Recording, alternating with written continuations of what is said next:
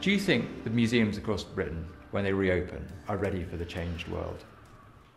I think the museums will be part of the change. The change, doesn't take place overnight. The change doesn't take place within a week or two. If we want to see real change, we all have to put our nose to the grindstone. Museums have to be like dancers. You have to be on your toes. You have to be ready for the whole thing. You have to be ready to tell the truth that you understand it to be. Most of all, you have to be ready to listen. It was acceptable maybe a generation ago to talk about loans and to talk about facing up to empire. We can use these objects to tell the story better. There's a new generation now that really don't buy that. And I think it's time to actually review what we have in our museums. And, we live in a multicultural society. And I think the museum should actually reflect some of that history and some of that story. How did we get here? Where did the wealth come from?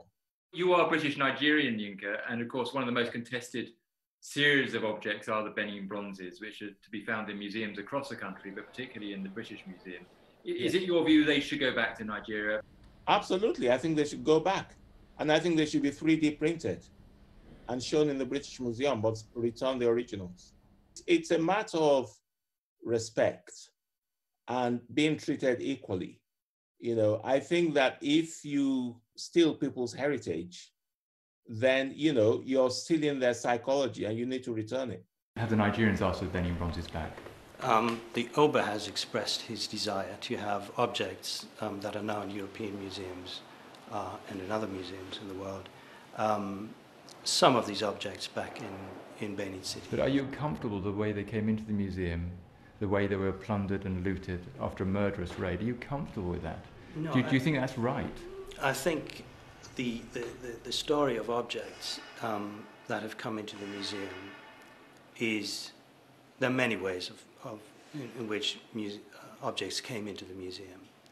And some of them, to us today, seem problematic.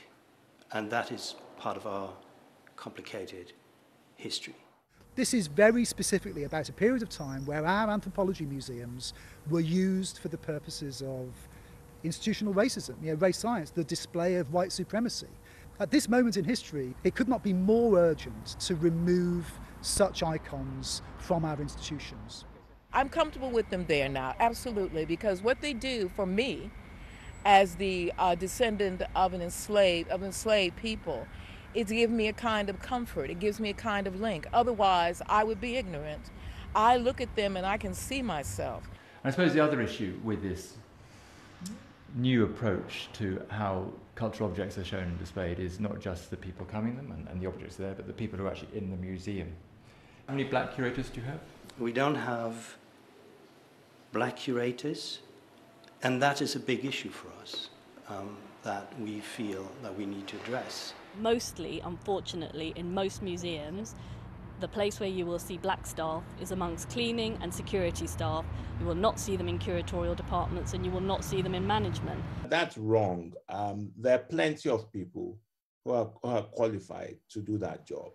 And I think those are the kinds of things that people, the museum should be looking at.